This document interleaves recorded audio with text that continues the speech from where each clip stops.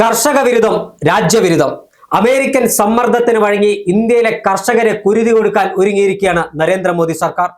രാജ്യത്ത് ചോര നീരാക്കി മണ്ണിൽ പണിയെടുക്കുന്ന കർഷകരുടെ നെഞ്ചത്തടിച്ച് നെഞ്ചിൻകൂട് തകർക്കാനുള്ള നരേന്ദ്രമോദി സർക്കാരിന്റെ കർഷക ദ്രോഹ നയത്തിന്റെ ഭാഗമായിട്ടാണ് ഇന്ത്യ അമേരിക്ക ഇടക്കാല വ്യാപാര കരാർ എന്നാണ് പ്രതിപക്ഷമായ കോൺഗ്രസ് പറയുന്നത്.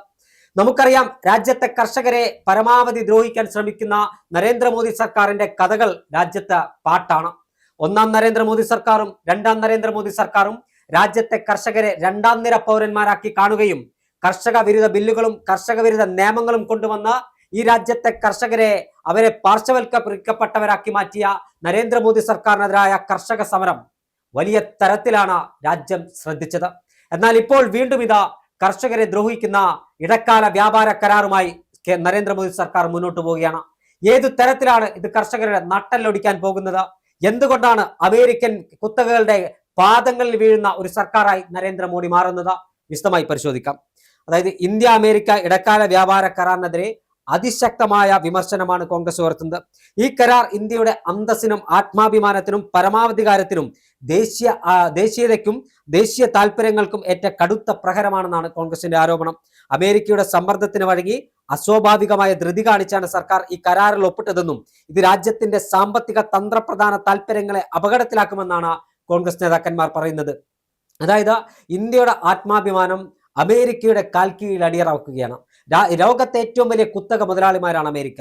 അമേരിക്കയ്ക്ക് വെല്ലുവിളിയാകുന്ന രാജ്യങ്ങളെ അടിച്ചമർത്താൻ, അല്ലെങ്കിൽ അവരെ അടിച്ചമർത്താൻ കഴിയാത്ത ആളുകളെ അവരെ ഏത് വിധേനയും അവർക്ക് ഇറക്കുമതി തീരുവ വർദ്ധിപ്പിച്ചും അല്ലെങ്കിൽ അവർക്ക് വിലക്ക് പ്രഖ്യാപിച്ചും അവരെ പരമാവധി ദ്രോഹിച്ച് മുന്നോട്ട് പോകുന്ന അമേരിക്കൻ കുത്തക വ്യവസായ ഭീമന്റെ, അതായത് ഒരു ട്രംപ് അധികാരത്തിൽ വന്നതിന് ശേഷമാണ് അമേരിക്ക ആകെ തങ്ങളെ വളർന്നു വരുന്ന രാജ്യങ്ങൾ അല്ലെങ്കിൽ ലോകത്തിന്റെ 4ാമത്തെ സാമ്പത്തിക രാജ്യമായി ഇന്ത്യ മാറുമെന്ന ഒരു ശ്രുതി, അല്ലെങ്കിൽ ഇന്ത്യ 4ാമത്തെ സാമ്പത്തിക ശക്തിയായി മാറിയിരിക്കുന്നു.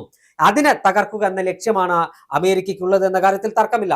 പക്ഷേ ഇവിടെ ഈ അമേരിക്കയുടെ ഗൂഢോദ്ദേശത്തെ ട്രംപിന്റെ കാൽക്കൽ വീഴുന്ന നിലപാടാണ് കേന്ദ്ര സർക്കാർ ഇപ്പോൾ നടത്തിക്കൊണ്ടിരിക്കുന്നത്. കേന്ദ്ര സർക്കാർ ആഘോഷിക്കുന്ന ഈ കരാർ യഥാർത്ഥത്തിൽ ഭീഷണിപ്പെടുത്തി ഒപ്പുവെപ്പിച്ചതാണെന്നാണ് കോൺഗ്രസ് വക്താവ് സുപ്രിയ ശ്രീനാഥ് പരിഹസിച്ചത്. ഇത് രാജ്യത്തെ കർഷകർക്കും യുവാക്കൾക്കും ഊർജ്ജ സുരക്ഷയ്ക്കും വലിയ ഭീഷണിയാണ്. അതോടൊപ്പം തന്നെ ആഭ്യന്തര കാർഷിക മേഖലയെ തകർക്കുന്ന പൂർണ്ണമായും കർഷക വിരുദ്ധമായ ഒന്നാണ് ഈ കരാർ എന്നാണ് കോൺഗ്രസ് നേതാവും മധ്യപ്രദേശിൽ നിന്ന് മുൻ മുഖ്യമന്ത്രിയുമായ ദിഗ്വിജയ് സിംഗ് പറയുന്നത്. അമേരിക്കൻ സുപ്രീം കോടതിയുടെ വിധി വരുന്നതുവരെ കാത്തിരുന്നെങ്കിൽ ഇന്ത്യക്ക് കൂടുതൽ കരുത്തോടെ ചർച്ചകൾ നടത്താമായിരുന്നുവെന്നും കോൺഗ്രസ് നേതാക്കന്മാർ പറയുന്നു. മുൻപ് 3% താരിഫ് 18% വർദ്ധിപ്പിച്ചത് അംഗീകരിച്ചിട്ടും സർക്കാർ ഇതിനെ വിജയമായി ചിത്രീകരിക്കുന്ന ജനങ്ങളെ തെറ്റിദ്ധരിപ്പിക്കാനാണെന്ന് കോൺഗ്രസ് പറയുന്നു. അമേരിക്കൻ ഉൽപ്പന്നങ്ങൾക്ക് ഇന്ത്യയിൽ 0 താരിഫ് അനുവദിക്കുമെന്നും 5 വർഷത്തിനുള്ളിൽ $500 ബില്യൺ ഇറക്കുമതി നടത്തുമെന്നുള്ള നിബന്ധനകൾ ഇന്ത്യൻ വിപണിയെ തകർക്കാൻ പോകുന്നു. അതായത് അമേരിക്കൻ ഉൽപ്പന്നങ്ങൾക്ക് താരിഫ് ഇല്ലാതെ ഇവിടെ ഇറക്കുമതി നടത്താൻ കഴിയുന്നത് ഇന്ത്യയിലെ ചെറുകിട കർഷകരെയും അല്ലെ ഇന്ത്യയിലെ വൻകിട കർഷകരെ തന്നെ ബാധിക്കാൻ പോവുകയാണ്. ഇന്ത്യയുടെ കാർഷിക വിളകൾക്ക് വില ലഭിക്കാതെ ഇന്ത്യയിലേക്ക് സാധനം ഇറക്കുമതി ചെയ്യുമ്പോൾ അതിന് താരിഫ് ഇല്ലാതെ ഇറക്കുമതി ചെയ്യുമ്പോൾ ഇത് ഇന്ത്യയിലെ കർഷകരുടെ നട്ടെല്ലൊടിക്കുന്ന സമീപനമാണ് കേന്ദ്ര സർക്കാർ ഇപ്പോൾ നടത്തിക്കൊണ്ടിരിക്കുന്നത്. വില കുറഞ്ഞ റഷ്യൻ ക്രൂഡ് ഓയിൽ വാങ്ങുന്നത് നിർത്താമെന്ന കരാറിലെ വ്യവസ്ഥ രാജ്യത്തെ പണപ്പെരുപ്പം വർദ്ധിപ്പിക്കുമെന്നും സാധാരണക്കാരെ ദോഷകരമായി വർദ്ധിപ്പിക്കുമെന്നും കോൺഗ്രസ് നേതാക്കന്മാർ മുന്നറിയിപ്പ് നൽകി. അതായത് റഷ്യയിൽ നിന്ന് ക്രൂഡ് ഓയിൽ ഇന്ത്യയിലേക്ക് ഇറക്കുമതി ചെയ്യുമ്പോൾ വില കുറഞ്ഞ് നമുക്ക് റഷ്യ ക്രൂഡ് ഓയിൽ നൽകുകയാണ്. അത് ഇപ്പോൾ റഷ്യയും അമേരിക്കയും തമ്മിലുള്ള പ്രശ്നങ്ങളുടെ പേരിൽ റഷ്യയിൽ നിന്ന് ക്രൂഡ് ഓയിൽ വാങ്ങരുതെന്ന് അമേരിക്കയുടെ തിട്ടൂരം ഇന്ത്യ അനുസരിക്കുകയാണ്. അതായത് അമേരിക്കയുടെ അടിമകളെ പോലെ ഇന്ത്യയുടെ പ്രധാനമന്ത്രി പെരുമാറുമ്പോൾ അമേരിക്കയ്ക്ക് ദാസവേല ചെയ്യാൻ ഞങ്ങൾ ഒരുക്കമല്ല എന്ന് പറയാൻ ഉള്ള തന്റെ ഇടം ഇന്ത്യയുടെ ഭരണാധികാരി കാണിക്കണം. നേരത്തെ ഇന്ത്യയും പാകിസ്ഥാനും തമ്മിലുള്ള ഒരു യുദ്ധം നടക്കുന്ന സമയത്ത് പാകിസ്ഥാന്റെ പക്ഷം ചേർന്ന അമേരിക്ക അന്ന് 7ാം കപ്പൽ പടയെ ഇന്ത്യയിലേക്ക് ഇന്ത്യൻ കടലിടുക്കിലേക്ക് അയച്ചപ്പോൾ അമേരിക്കയ്ക്ക് 7ാം കപ്പൽ പടയോ 8ാം കപ്പൽ പടയോ ഏത് കപ്പൽ പടയോ വേണമെങ്കിൽ പാകിസ്ഥാനെ സഹായിക്കാം, അടയ്ക്കാം. പക്ഷേ ഇന്ത്യ രാജ്യത്തിന്റെ അതിർത്തി കടന്നാൽ ആ കപ്പൽ പിന്നെ തിരിച്ചു പോകണമോ അതിലെ പടയാളികൾ പിന്നെ തിരിച്ചു പോകണമെന്ന് ഞാനും എന്റെ രാജ്യവും തീരുമാനിക്കുമെന്ന് പറഞ്ഞ ഇന്ദിരാഗാന്ധി പ്രധാനമന്ത്രിയായ സ്ഥാനത്താണ് സാക്ഷാൽ നരേന്ദ്രമോദി ഇരിക്കുന്നത് എന്ന ബോധ്യം അദ്ദേഹത്തിന് ഉണ്ടാകേണ്ടതായിരുന്നു. ആ നരേന്ദ്രമോദി ഇന്ത്യ ആരിൽ നിന്ന് ക്രൂഡ് ഓയിൽ വാങ്ങണമെന്ന് അമേരിക്ക പറഞ്ഞാൽ ആ അമേരിക്കയ്ക്ക് പാദസേവ ചെയ്യുന്ന പ്രവൃത്തിയല്ലായിരുന്നു വേണ്ടത്. ഞാനും എന്റെ രാജ്യവും ആരിൽ നിന്ന് ക്രൂഡ് ഓയിൽ വാങ്ങണമെന്ന് ഞങ്ങൾ തീരുമാനിക്കും.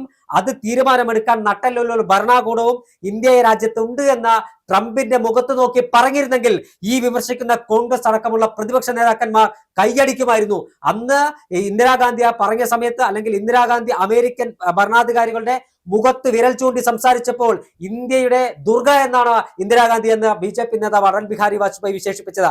അതേ രൂപത്തിൽ വിശേഷിപ്പിക്കാമായിരുന്നുവെങ്കിൽ നരേന്ദ്രമോദി ട്രംപിന്റെ മുഖത്ത് നോക്കി ഇന്ത്യ രാജ്യത്ത് ആരുടെ കയ്യിൽ നിന്ന് ക്രൂഡ് ഓയിൽ വാങ്ങണമെന്ന് ഞങ്ങൾ തീരുമാനിക്കുമെന്ന് പറയാനുള്ള നട്ടലുണ്ടാകുമായിരുന്നു. അത് മാത്രമല്ല, ഇന്ത്യയുടെ സുപ്രധാനമായ ഡാറ്റ അമേരിക്കയ്ക്ക് കൈമാറുന്നതുമായി ബന്ധപ്പെട്ട വ്യവസ്ഥകൾ രാജ്യത്തിന്റെ ഡിജിറ്റൽ പരമാധികാരത്തിന് വലിയ ഭീഷണിയാണെന്ന് കോൺഗ്രസ് പറയുന്നു.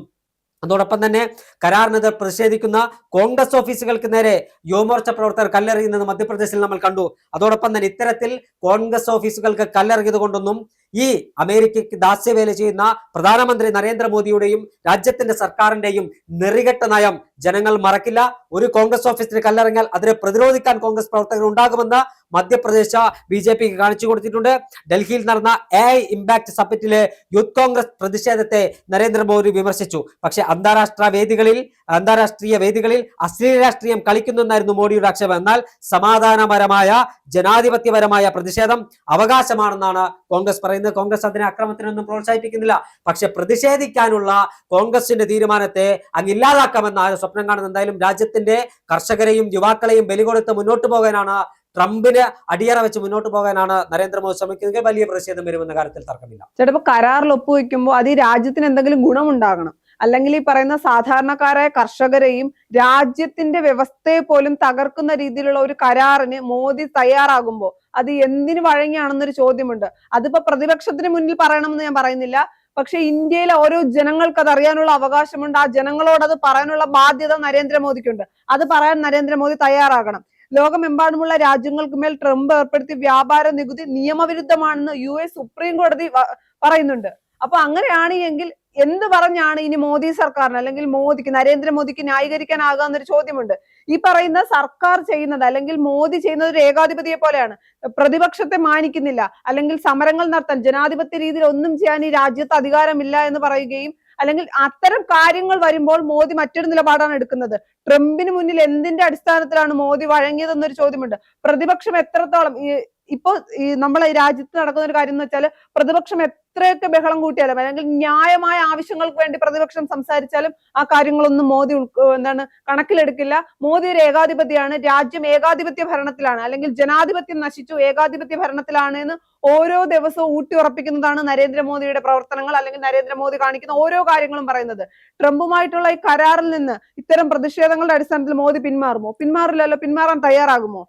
തീർച്ചയായും നരേന്ദ്രമോദി ഉൾപ്പെടെയുള്ള രാജ്യത്തിന്റെ ഭരണാധികാരികൾ, അത് നരേന്ദ്രമോദി ആയാലും ശരി, ആര് തന്നെ രാജ്യം ഭരിച്ചാലും ശരി, രാജ്യത്തിന്റെ ഐക്യത്തിന് അല്ലെങ്കിൽ രാജ്യത്തിന്റെ അഖണ്ഡതയ്ക്ക് വിഘാതം സൃഷ്ടിക്കുന്ന ഏത് നടപടികൾ സ്വീകരിച്ചാലും അതിനെ കോൺഗ്രസ് പ്രതിഷേധിക്കും, പ്രതികരിക്കും. കോൺഗ്രസ് മാത്രമല്ല, പ്രതിപക്ഷം പ്രതിഷേധിക്കും. പക്ഷേ രാജ്യത്തിന്റെ ആത്മാഭിമാനം ഒരു രാജ്യത്തിന് പണയം വെച്ച മുന്നോട്ട് പോകാനാണ് കേന്ദ്ര സർക്കാർ ഇപ്പോൾ ശ്രമിച്ചുകൊണ്ടിരിക്കുന്നത്. അമേരിക്കയ്ക്ക് വേണ്ടി വിടുപണി ചെയ്യുന്ന സർക്കാർ ഇനിയെങ്കിലും അതിൽ നിന്ന് പിന്മാറാൻ തയ്യാറാകണം.